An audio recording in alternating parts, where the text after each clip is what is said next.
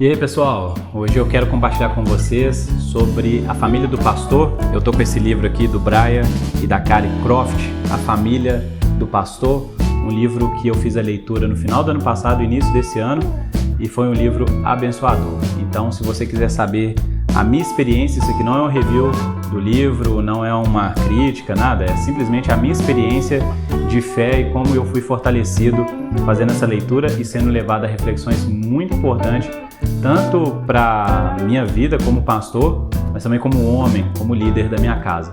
Então, se você quiser saber mais, fica aí no vídeo aí que a gente já vai falar sobre isso.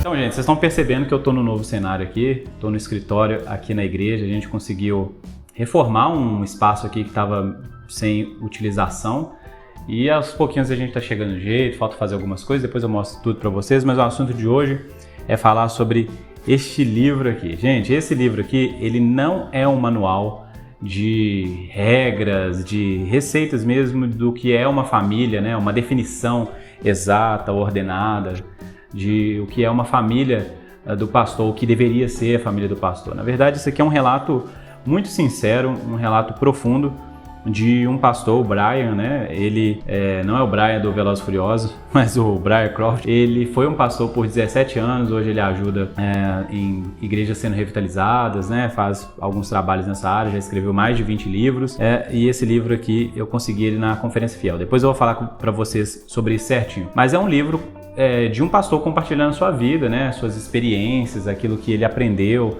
aquilo que foi importante. E foi interessante quando eu fiz a leitura desse livro aqui, porque eu lembrei de muitas coisas que eu não sabia no início do ministério, mas vivi, e aprendi também novas coisas aqui que eu pretendo colocar em prática na minha família e também no meu ministério também. Então, chega de enrolação, vamos para os assuntos aqui do livro, tá? Uma das coisas que o livro começa a falar é uma leitura compartilhada, isso aqui eu acho muito interessante. Quando eu encontrei esse livro, eu estava na Conferência Fiel do ano passado, e uma das coisas mais interessantes da Conferência Fiel é justamente o fato de que você pode ir para uma livraria, tem um espaço lá, um stand de várias livrarias, né? Tem o pessoal da Fiel, tem Mundo Cristão, tem, enfim, diversas empresas lá, diversas livrarias expondo os livros lá num precinho que a gente gosta, né? E eu estava determinado nessa época, né, a comprar livros que me ajudassem na prática do ministério pastoral, e esse livro aqui foi um dos livros que apareceu lá, eu comprei. Os meninos aqui na igreja também que me ajudam no ministério também compraram. E quando eu cheguei em casa, que minha esposa estava folheando esse livro aqui, a gente percebeu que era um livro que era para ser feito uma leitura junta, né? Então tem partes tanto direcionadas ao pastor, quanto também à esposa do pastor, então acaba que a gente também começa a conhecer o que se passa na cabeça das esposas, né? Da família também. Então um livro bem completo, assim, uma leitura gostosa, você lê ele fácil, sabe? Algo que me edificou muito. Uma das coisas que é importante que o Brian traz aqui nessa reflexão a respeito do ministério pastoral, e isso é uma coisa óbvia, mas às vezes a gente esquece de falar isso, é que o ministério pastoral é muito importante, né? Ele é tão importante quanto outras profissões, como médico, policial, profissões vitais, né? Que a sociedade depende, que a sociedade realmente exige, né? Então, ele precisa fazer certos sacrifícios de altruísmo, de pensando em outras pessoas, e ao mesmo tempo também precisa cuidar da sua família. O pastor não é diferente, o pastor também tem um trabalho, o trabalho pastoral é um trabalho que exige isso de nós, né? Abdicação de tempo, doar o nosso tempo para outras pessoas, né? Se envolver com as lutas de outras pessoas. E assim como a família desses outros profissionais, elas precisam se adaptar e aprender, né, como que é essa profissão, às vezes daquele chefe de família ali. As famílias pastorais ou a família do pastor também precisa aprender como viver de maneira saudável, como conciliar essas duas coisas, né? Para que o ministério pastoral não seja um empecilho, para que não seja aí algo ruim, né, na família, né? Nós sabemos que as duas coisas são coisas bíblicas e elas podem ser conciliadas e elas podem ser vividas. Eu lembrei aqui agora de uma ilustração que o pessoal usava, né? O pastor na igreja era uma maravilha, era uma pessoa assim extraordinária, né? Uma pessoa que tratava todo mundo bem, falava bem, era educado, e em casa era uma pessoa que xingava os filhos, né? Tratava mal a esposa, né? E um dos filhos fez uma malinha lá, uma mochilinha, e levou para a igreja e falou: mamãe, eu quero morar na igreja porque quando aqui na igreja eu adoro meu pai, eu amo meu pai, é esse pai que eu quero para mim, e em casa não é. Então a ilustração é mais ou menos essa, né? A gente às vezes olha o ministério como isso, alguma coisa que divide a família do pastor, né? E a gente não precisa andar assim, a gente pode andar de uma maneira saudável, de uma maneira que edifica, uma maneira que glorifica a Deus. O Brian vai falar sobre várias dificuldades, né? Inclusive ele vai falar de homens de Deus que, ao priorizarem, por exemplo, a pregação do evangelho, as evangelizações, as missões, negligenciaram, em certa maneira, as suas famílias, né? E no final de suas vidas se arrependeram, apesar de ter um ministério muito bem sucedido, né? Para muitas pessoas. A gente lê a biografia desses homens, mas não sabe que, às vezes, eles fracassaram no lar, mas ao chegar ao final da sua vida, eles perceberam que eles deveriam ter se dedicado mais também à sua esposa, aos seus filhos, a como ser bem sucedido no ministério, sendo bem sucedido em casa, ou a gente vai precisar fazer uma escolha. Eu acredito que dá para conciliar as duas coisas de uma maneira que nós seremos bem sucedidos em caráter, seremos fiéis a Deus e a igreja será abençoada. Eu sei que a gente às vezes pensa, né, em abrir mão de tantas coisas, mas a partir do momento que nós casamos, que nós constituímos família, a gente precisa pensar com muito carinho e cuidado nessas pessoas que Deus nos trouxe. Primeiro nossa esposa, depois os nossos filhos. Mas olha a importância que o Brian vai falar a respeito do ministério pastoral, do ofício pastoral. Gostaria de ler para vocês. Há muitos outros exemplos, entre os quais está a família do pastor. No entanto, o pastor e sua família tendem a enfrentar pressões que abrangem várias profissões. Assim como o padeiro, de madrugada, ele sova o seu próprio coração com oração e com a palavra de Deus, preparando-se para servir a igreja. Assim como militar e policial, ele muitas vezes coloca o seu bem-estar em risco para servir e proteger outros, e geralmente sem poder dar detalhes sobre a dor e o sofrimento que presencia de forma regular. Assim como o médico, seu horário é imprevisível e as chamadas de emergências devem ser atendidas, mesmo tarde da noite.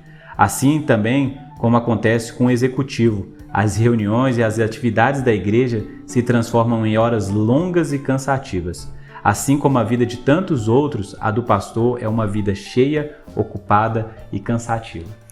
A vida do pastor é cheia, ocupada e cansativa. Mas ela não precisa ser uma vida triste e nem uma vida sem prazer.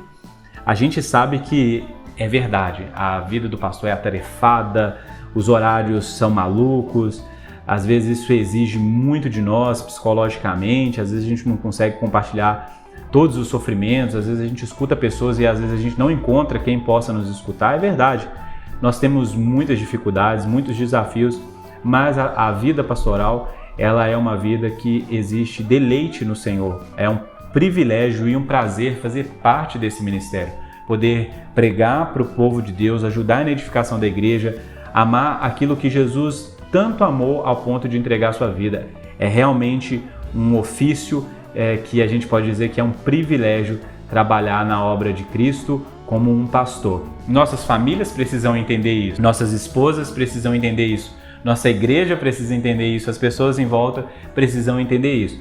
Para isso, nós vamos ter que ensinar, faz parte do trabalho pastoral, ensinar as pessoas o que é um pastor. Tantas coisas aparecem e a gente vai pensar como isso afeta diretamente no nosso lar. Vamos falar agora sobre a esposa do pastor? Para falar sobre a esposa do pastor, a própria esposa do Brian Croft aqui vai trazer algumas informações, algumas coisas assim, daquilo que ela passou e como ela foi se adaptando, como que ela foi ali vivendo também a vida no casamento, né?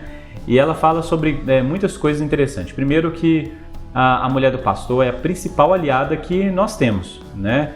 Aquela pessoa que vai nos sustentar de alguma maneira emocionalmente, né? Vai ser um suporte, né? Vai ser um auxílio realmente nas horas de pressão, nas horas de tristeza. A esposa do pastor, ela passa por muita coisa, gente.